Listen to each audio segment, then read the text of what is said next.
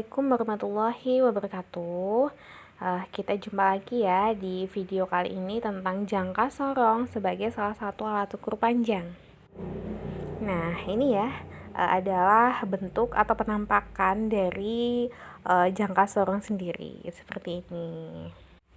Nah, untuk fungsi jangka sorong sendiri ya, yang pertama adalah jangka sorong digunakan untuk mengukur ketebalan benda dari sisi luar. Kemudian jangka sorong digunakan untuk mengukur diameter lubang suatu benda.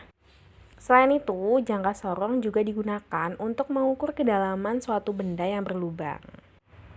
Nah, ini bagian-bagian dari jangka sorong. Jadi di situ ada rahang tetap atas dan juga rahang tetap bawah. Itu tidak bisa digeser ya, jadi sifatnya tetap ya. Kemudian yang bisa digeser adalah rahang sorong atas dan juga rahang sorong bawah. Di situ ada benda yang diukur diletakkan di antara keduanya ya. Kemudian ada tombol kunci, ada skala utama, kemudian ada skala nonius yang letaknya di bagian bawah ya. Kemudian di situ juga ada tangkai ukur kedalaman. Itu fungsinya adalah untuk mengukur kedalaman suatu benda. Nah, pertanyaannya bagaimana cara membaca skalanya? Untuk membaca skala pada jangka sorong, langsung kita lihat contoh soal ya. Jadi, perhatikan gambar jangka sorong berikut. Nah, di situ ada skala-skalanya ya. Pertanyaannya adalah besar menggunakan jangka sorong berdasarkan gambar di atas adalah, jadi besarnya itu berapa saat kita mengukur panjang dengan menggunakan jangka sorong tersebut ya. Baik, kita coba selesaikan sama-sama ya. Oke, baik, sekarang kita masuk ke latihan atau contoh soal yang tadi ya. Sudah kita baca sama-sama untuk soalnya. Jadi kita mencari panjang berdasarkan gambar ya. Kita menghitung panjang dengan menggunakan jangka sorong itu hasilnya seperti apa sih? Nah, yang pertama kita lihat ya. Jadi di sini untuk jangka sorong itu ada skala-skalanya. Yang perlu kita tahu untuk tingkat ketelitian dari jangka sorong sendiri adalah ini ya, 0,01 cm ya. Nah, kemudian untuk skala-skala ini ya, skala-skala yang ada di atas garis ini ya, di atas garis ini namanya adalah skala utama. Oke. Kemudian skala-skala yang ada di bawah garis ini ya, bisa disebut dengan skala nonius. Nah, sekarang pertanyaannya, cara membaca jangka sorong ini tuh seperti apa, Bu? Ya. Oke, kita telah sama-sama ya untuk cara membacanya. Oke, yang pertama yang kalian lihat adalah skala yang ada di atas ini ya, yang skala utama.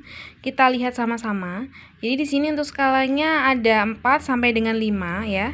Di tengah-tengahnya ini kan ada skala kecil-kecil. Nah, per satu skala ini nilainya adalah 0,1 cm. Nah, jadi pembacaannya di sini kalau 4, maka di sini adalah 4,1. Betul. Di sini adalah 4,2, 4,3, 4,4, 4,5 dan seterusnya. Nah, kemudian kita perhatikan angka 0 di sini ya, angka 0 di sini ya. Nah, angka 0 ini di sini ini ya terletak di mana ya? Kalau kita lihat di sini terletaknya di antara 4,2 dan juga 4,3.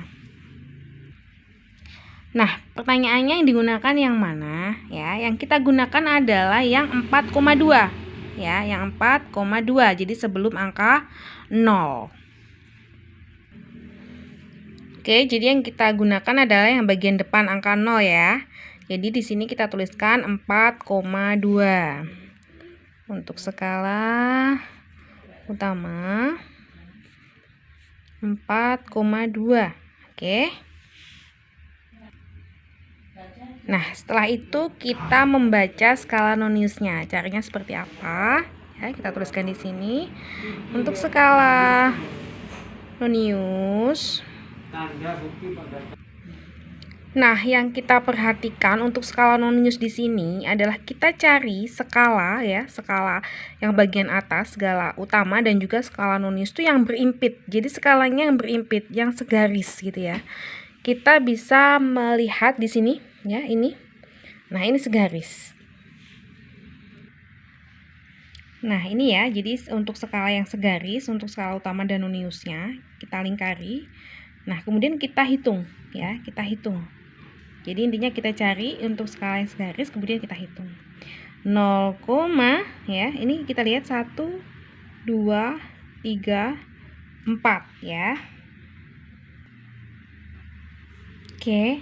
Untuk yang berimpi tadi kita bisa hitung 1, 2, 3, 4 ya. Kita bisa tuliskan di sini 4 ya.